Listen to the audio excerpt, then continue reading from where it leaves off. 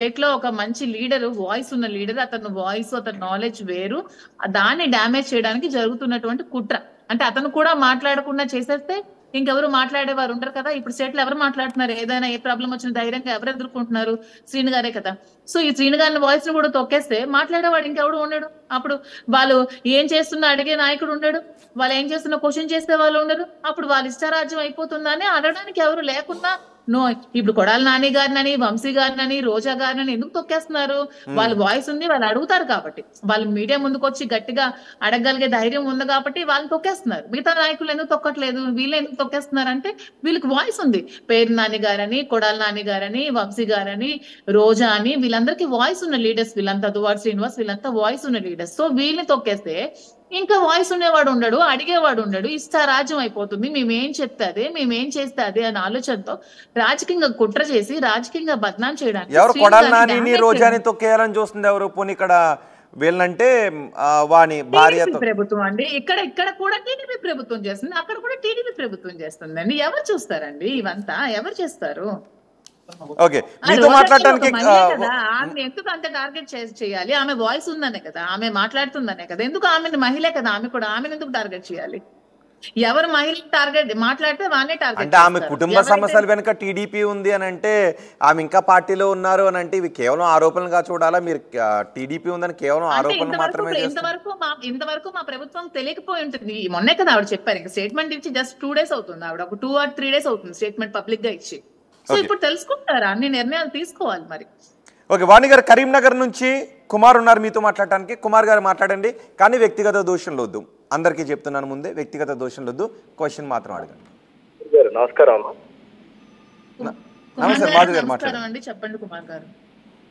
అమ్మా మాధురి గారు, మీరు చేస్తున్న పోరాటము నిజంగా మేము చాలా సంతోషపడుతున్నాం అమ్మా. ఎందుకంటే పద్దాక ఈ టీవీలలో ఎంతసేపు ఉన్నా మిమ్మల్ని విలన్ గా చూపిస్తున్నారమ్మా. నాకెందుకు అది నచ్చలేదు. ఎందుకంటే అసలు డిస్కషన్ జరగాల్సింది రాజకీయాల గురించో ఇంకో దాని గురించో కాదమ్మా. అసలు వివాహ వ్యవస్థ దిగజారిపోతున్న భారతీయ హిందూ సామాజిక వ్యవస్థ గురించి డిస్కషన్ జరగాలి. ఎందుకంటే అసలు ఏ స్టేజ్కి వెళ్ళిపోయారంటే, అందరు మహిళలు అని అనట్లేదు, కొందరు మహిళలు ఏ స్టేజ్కి వెళ్ళిపోయారంటే, వాణి గారి లాంటి వాళ్ళు నాకు ఆస్తులే కావాలా, నాకు భర్త వద్దు. ఫస్ట్ డే 1 నుంచి అండి వెర్షన్. నేను గత 10 రోజులుగా నేను కరీంనగర్ లో ఉంటాను, కోరుట్లలో ఉంటాను తల్లి. 10 రోజుల నుంచి నేను ఈ విషయాన్ని చాలా అబ్జర్వ్ చేస్తున్నానమ్మా. 10 రోజుల్లో ఏ ఒక్క రోజు, మొదటి రోజు మాట్లాడిన వెర్షన్ కి రెండో రోజుకి సంబంధం ఉండదమ్మా వాణి గారు మాట్లాడేది. అసలు ఆ 30 సంవత్సరాలు దువ్వాడ శ్రీనివాస్ అనే పర్సన్ ఎలా ఆవిడతోటి కాపురం చేశారో నాకు అర్థం కావట్లేదు తల్లి. నేను ఆవిడని వ్యక్తిగతంగా, నాకు ఆవిడ మధ్య ఏం జరిగిందో నాకు తెలియదు, కానీ 10 రోజుల నుంచి వాణి గారు మాట్లాడుతున్న వెర్షన్ బట్టి నేను అర్థం చేసుకున్నది. ఒకరోజు ఫస్ట్ రోజు మాట్లాడినప్పుడమ్మా నేను అనుకున్నాను, అబ్బా ఏంటి ఈవిడ భర్త నాకు ఆస్తులు వద్దు, నాకు నా భర్త కావాలి అంటుంది అంటే ఎంత టార్చర్ పడుతున్నాడు శ్రీనివాస్ గారు అని అనుకున్నానమ్మా. మొదటి రోజు నాకు ఆస్తులు వద్దు, మా పుట్టింటోళ్ళు పెద్ద జమీందారులు, కోట్లు ఉన్నాయి మాకంది. రెండో రోజు నాకు నువ్వు ఆస్తులు ఇచ్చేసేయి, నువ్వు ఎక్కడ మాధురితో వెళ్ళిపోయినా మాకు సంబంధం లేదండి.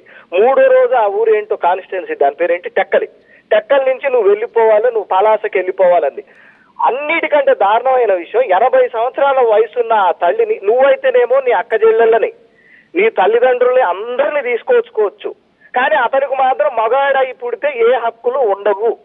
మేము ఇంటి ముందుకు వచ్చి ధర్నా చేస్తాము, మేము ఇంటి ముందుకు చేస్తాము. మీ క్వశ్చన్ స్ట్రైట్ గా అడిగేసేయండి. ఓకే, మీ క్వశ్చన్ అర్థమైంది. ఓకే, ఎవరైనా క్వశ్చన్ అడగండి. అతను ఏమైతే చెప్తున్నారో ఎగ్జాక్ట్ 100% అతను వాస్తవాలే చెప్తున్నారండి. ఇది ఎవరు అతను చెప్పింది కాదు కదా. ఇక్కడ ఏం జరుగుతుందో అతనికి తెలియదు. అతను అంతా బాగా పరిశీలించుకుని అతను చెప్తున్నారు. అతను ఏమైతే చెప్పారో కిషోర్ గారు 100% కరెక్ట్ గా చెప్పారండి. అంటే వాణికి దువ్వాడ ఆస్తులే కావాలి కానీ భర్త వద్దు అనే అనుకుంటున్నారా వాణి? ఏమండి, ఇంతమంది జనాలకు అర్థమవుతుంది రోహిత్ గారు, మీకే ఎందుకు అర్థం కావట్లేదు? ఇంతమందికి అర్థమవుతుంది కదా. ఇప్పుడు అక్కడ కరీంనగర్ నుంచి, ఇప్పుడు తెలంగాణ నుంచి అర్థం చేసుకుని చెప్తుంటే మీకే ఎందుకండి ఇంకా అర్థం కావట్లేదు? భర్త కావాలనుకున్న ఆమె ఎప్పుడు భర్తకి ఇంటికి పిలిచేదండి. నా ఇంటికి ఇప్పుడు ఎవరో కట్టిన ఇల్లు, ఎవరో స్థలం ఇవ్వాలి, డబ్బులు ఇవ్వాలి, మాకు డబ్బులు ఇవ్వాలి, ఇవన్నీ ఇంట్లో ఎందుకండి గొడవ పెట్టాలి? అతను తీసుకొని ఇంటికి వెళ్ళిపోవాలని ట్రై చేయాలి. కానీ క్లియర్ గా అర్థం, అతని రాజకీయ భవిష్యత్తు తీసేసి డబ్బుల కోసం కోసం మాత్రమే ఈ చేసుకునే మహిళ వాణి అందరు జనాలు అర్థం చేసుకున్నారు. నాకు చాలా హ్యాపీగా ఉంది. నేను ముందు చాలా సఫర్ అయ్యాను, ఎందుకు ఎవరు అర్థం చేసుకోవట్లేదు నాకు పెయిన్ అని. ఇప్పుడు అందరూ అర్థం చేసుకున్నారు. నేను చాలా సంతోషంగా ఉన్నాను. అట్లీస్ట్ తెలంగాణ నుంచి కూడా మీకు పాజిటివ్ గా కాల్స్ వస్తున్నాయంటే కొంచెం హ్యాపీ అనిపిస్తుందా? అంటే హ్యాపీ అంటే నా విషయంలో కాదు, శ్రీను గారి విషయంలో అట్లీస్ట్ నిజాలు తెలుసుకుంటున్నారండి. నా విషయంలో ఏమనుకుంటున్నారు ఏంటని నేను అనుకునేదాన్ని అయితే నేను వచ్చి సపోర్ట్ చేయనేలాగా. అట్లీస్ట్ పార్టీ కోసం శ్రీను గారి కోసం కరెక్ట్ గా అర్థం చేసుకుంటున్నారని నేను హ్యాపీగా ఫీల్ అవుతున్నాను. మరో కాలర్ ఉన్నారండి, జాన్ రాయచూర్ నుంచి మరో కాలర్ ఉన్నారు. జాన్ మాట్లాడండి. అమ్మా వాణి గారు, ఇప్పుడు వాళ్ళ మిసెస్ అనేక దినాలుగా పొట్లాడుతుంది. వాళ్ళ భార్యాభర్తల్లో నిమిషానికి ఒకటి మాట్లాడుతున్నారు అని మీరు అంటున్నారు. ఆ ఎమోషన్స్లలో వాళ్ళు సెటిల్ అయినంత వరకు మీరు ఇంతవరకు బయటకు రాకుండా ఉంటే మంచిది కదా. ఇంత స్టాండర్డ్ గా బయటకు వచ్చి అంత వాళ్ళ ఫ్యామిలీలో ట్రబుల్ చేయడం మంచిది కాదు కదా. ఫ్యామిలీలో వాళ్ళ ఇష్యూస్ క్లోజ్ అయిన తర్వాత మీరు ఎంటర్ అయితే బాగుంటుంది కదా నా ఉద్దేశం. ఏమంటే ఇప్పుడు ఆస్తిలో నాకు వాటా ఉన్నా సరే నేను అక్కడికి వెళ్ళకపోవడానికి కారణం వాళ్ళ ఫ్యామిలీ గొడవల్లో నేను ఉండకూడదనేనండి. నేను ఇప్పుడు ఆస్తి నాకు వాటా ఉంది, నేను డబ్బులు పెట్టాను, అతను కూడా ఒప్పుకున్నప్పుడు నా దగ్గర చెక్స్ అగ్రిమెంట్ కాపీస్ అన్ని ఉన్నప్పుడు కూడా నేను అక్కడికి వెళ్ళకుండా గొడవ చేయకుండా ఉన్నానంటే ఇది ఇంకా ఎక్కువ రప్చర్ చేయకూడదనే నేను సైలెంట్ గా ఉన్నానండి. నేను ఇప్పుడు అక్కడికి వెళ్ళలేదు, నేను గొడవ పెట్టలేదు, నా ఇల్లు ఇక్కడ నుంచి నువ్వు వెళ్ళిపో అని కూడా నేను క్వశ్చన్ చేయలేదు. ఎందుకంటే నేను ఎవరికి ఇబ్బంది పట్టకూడదనే.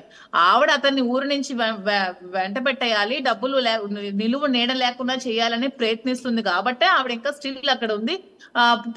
పొలిటికల్ పార్టీ సపోర్ట్ తో పోలీసులు కూడా ఆవిడ అక్కడి నుంచి వెళ్ళనివ్వకుండా చేస్తున్నారు. ఎందుకంటే ఆవిడకు ఒక 8 కోట్లు ఇల్లు ఇచ్చి ఒక 2 కోట్లతో చిన్న ఇల్లు కట్టుకుని ఎవరు అప్పు సాయం చేసి ఇల్లు కట్టుకుని ఇల్లు కూడా కబ్జా చేయాలని చూస్తుందంటే ఇంకా మీకు అర్థం కాలేదనుకుంటాను ఆవిడ నేర్చినట్టు. మీకు ముందు అర్థం అవుతుంది ఆవిడేంటో. ఓకే మాధురి గారు, మీరు రాజకీయాల్లో ఉన్నత స్థాయికి వెళ్ళాలి, సేవ చేయాలని అనుకుంటున్నారు, కానీ ఎక్కడో దువ్వాడ ఫ్యామిలీ విషయం దగ్గర అక్కడే ఆగిపోతున్నట్టుగా అనిపిస్తూ ఉంది. సో నేను ఆగిపోతే నేను లాస్ట్ 2 years ముందే ఆగిపోవాలి. నేను అక్కడ ఆగిపోలేదు. నేను నా రాజకీయాలు చేస్తూనే ఉన్నాను, నేను జనాలకు సేవ చేస్తూనే ఉన్నాను. నేను 2 years ఎలక్షన్ చాలా కష్టపడి నేను చేశాను. నేను అక్కడ ఆగిపోలేదు, ఆగిపోను కూడా. ఇప్పుడు ఏ నియోజకవర్గం నుంచి మీ రాజకీయ అడుగులు మొదలవుతాయి, పరుగులు మొదలవుతాయి? నేను డక్కల్ నియోజకవర్గం నుంచే చేస్తాను. అది నా ఊరు, నా అడ్డా కాబట్టి నేను డక్కల్ నియోజకవర్గం నుంచే చేస్తాను. అంటే ఒకే కత్తిలో ఒకే ఓవర్లో 2 కత్తులు ఇముడుతాయా? అసలు ఆవిడ కత్తే కాదండి, అసలు ఆవిడ అలా కాదు. అంటే అక్కడ ముగ్గురు ఉన్నారు ఇప్పుడు. ఓకే, వాణి పక్కన పెడదాం. Okay, Vani and Duvvada Srinivas కూడా టెక్కల నుంచే కదా. శ్రీను గారికి సపోర్టివ్ గా ఉంటాను. నేనేమి ఎమ్మెల్యే క్యాండిడేట్ గా పోటీ చేసేస్తాను, నాకు ఎమ్మెల్యే టికెట్ కావాలని అడగట్లేదండి. శ్రీను గారికి ఎమ్మెల్యే టికెట్ ఇవ్వాలి, శ్రీను గారికి సపోర్టివ్ గా మేము ఉండాలి. అదే అంటే రాజకీయాల్లో జగన్మోహన్ రెడ్డిని చూసి వచ్చిన మీరు కేవలం ఒక సపోర్ట్ ఇచ్చే వ్యక్తిగానే ఆగిపోతారా, అంతేనా? సపోర్ట్ ఇచ్చే వ్యక్తిగా నేను కోరుకోవట్లేదండి. నాకు మంచిగా ఒక స్టేట్ పోర్ట్ఫోలియోలో మహిళలకి సపోర్ట్ చేస్తూ మహిళల పక్షాన్ని నిలబడే ఏదైనా పోస్ట్ ఉంటే చేస్తూ నా వాయిస్ ని గవర్నమెంట్ కి ఇస్తూ నాకు సపోర్ట్ చేయాలని ఉంది. అంతేగాని ఎమ్మెల్యే టికెట్ కావాలి, ఎంపీ టికెట్ కావాలి, శ్రీను గారి మీదకి వెళ్ళాలన్న ఆలోచన నాకైతే ఎప్పటికీ లేదు, రాదు కూడా. పోనీ దువ్వాడ శ్రీని పక్కన పెట్టినా మీకంటూ ఉంటుంది కదా, ఒక ఎమ్మెల్యే కావాలి, మంత్రి కావాలి, ఇలా సేవ చేయాలి. ఎంతమంది మీరు రోజా అంటున్నారు, రోజా కూడా సినిమాల్లో నటించి వచ్చారు, మీకు కూడా సినిమాల్లో కొంత ఇంట్రెస్ట్ ఉందని ఇంతకు ముందు చెప్పారు. రోజా కూడా సినిమాల నుంచి వచ్చారు. నేను నటించి రాలేదు కదండి, ఆమె అయితే నటించి వచ్చింది, నేను ఇంకా నటించి రాలేదు కదా. అదే ఇంకా ఆవిడ పోనీ నటించి ఆ ఇండస్ట్రీలో ఉండి ఇప్పుడు పాలిటిక్స్లోకి వచ్చారు, మీరు నేరుగానే రాజకీయాల్లోకి వచ్చేసారు. సో ఇప్పుడు కూడా మీకు ఒక ఎమ్మెల్యేగా పోటీ చేయాలి, లేకపోతే ఎంపీగా పోటీ చేయాలి, ఒక మంత్రి కావాలని ఉంటుంది కదా. అలా లేకుండా ఉంటుంది, ఉండదని కాదు. కానీ శ్రీను గారి మీద పోటీ చేసే విధానం నాకు ఎప్పటికీ ఉండదండి. అతను అభిమానించే వ్యక్తిగా అతనంటే మాకు జగన్మోహన్ రెడ్డి గారు అంటే నాకు ఎంతటి అభిమానం ఉందో దువ్వాడ శ్రీనివాస్ గారు అంటే కూడా అంతటి అభిమానం ఉంది. అతని మీద పోటీ చేసే ఆలోచన ఏమి ఉండదు. దైవదేనం ప్రకారం నాకు ఏం అవకాశాలు వస్తాయో, నేను ఎలా ముందుకు వెళ్తానో అదంతా దైవదేనం. కానీ శ్రీను గారి మీదకి వెళ్ళే ఆలోచన నాకు ఎప్పటికీ అలాగ వస్తే నాకు రాజకీయ ఓనమాలు నేర్పించింది శ్రీను గారు కాబట్టి అప్పుడు ఏమవుతుంది, శ్రీను గారిని నేను అన్యాయం చేస్తే అప్పుడు తల్లిపాలు తాగి తల్లి రొమ్ము గుద్దిందాన్ని అవుతాను నేను శ్రీను గారికి అన్యాయం చేస్తే. అప్పుడు అలాంటి ఆలోచన శ్రీను గారి మీదకి వెళ్ళే ఆలోచనలు నాకైతే లేవు. రాజకీయంగా నాకు ఇష్టమే, ఇంకే విధమైన పదవులు ఇచ్చినా చేపడతాను, కానీ శ్రీను గారి మీద వెళ్ళే ఆలోచన నాకు ఎప్పటికీ రాదు. అంటే నామినేటెడ్ పదవిలో ఉండిపోతాను అంటున్నారు. ఒకవేళ అలా కాదు అంటే శ్రీకాకుళంలో చాలా నియోజకవర్గాలు ఉన్నాయి, శ్రీకాకుళంలో చాలా నియోజకవర్గాలు ఉన్నాయి. టెక్కల నుంచి దువ్వాడ శ్రీని మీదే పోటీ చేయాల్సిన అవసరం లేదు, మరో నియోజకవర్గం నుంచి వాళ్ళు. అవును, ఏ నియోజకవర్గం అయినా పోటీ చేయొచ్చు. అలా ఎప్పుడైనా అవకాశం ఇస్తే పోటీ చేస్తాను, కానీ శ్రీని గారి మీదకంటూ నేను ఎప్పుడు కూడా వెళ్ళను, అది మీకు క్లియర్ గా చెప్తున్నా. సో టెక్కలి నుంచి మీరు పోటీ చేసే అవకాశం రాదు, శ్రీనికి మాత్రమే సపోర్ట్ చేస్తారు అక్కడ నుంచి? yes 100%. ఒకవేళ ఏదైనా ఇంకో నియోజకవర్గం నుంచి పోటీ చేయమంటే శ్రీనే అంటే, ఏదైనా ఒక నియోజకవర్గం నుంచి నువ్వు రాజకీయ అడుగులో పరుగులో మొదలు పెట్టమని మిమ్మల్ని అంటే, మీరు ఏ నియోజకవర్గం నుంచి మొదలు పెడతారు? అది భగవంతుడు ఆశీస్సులు ఉండాలి, జనాశీస్సులు ఉండాలి, మా నాయకుడు ఆశీస్సులు ఉండాలండి. అప్పుడు ఎలా చెప్తే అలా చేస్తాం, వాటికి ఇంకా చాలా టైం ఉంది కదా. అంటే రాజకీయాల్లో ఒకసారి మిస్ అయితే మళ్ళీ ఇంకొకసారి 5 సంవత్సరాల వరకు ఆ సమయం ఉండదు కాబట్టి ఎప్పటికప్పుడే మనం చాలా వేగంగా ఉండాలి. మనకి ఎప్పుడు అవకాశం వస్తే అప్పుడే వస్తుందండి. మనకు వచ్చిన మనకు అవకాశం వచ్చినప్పుడు మనం అందిపుచ్చుకోవాలి. అలా అందిపుచ్చుకునే విధంగా నేను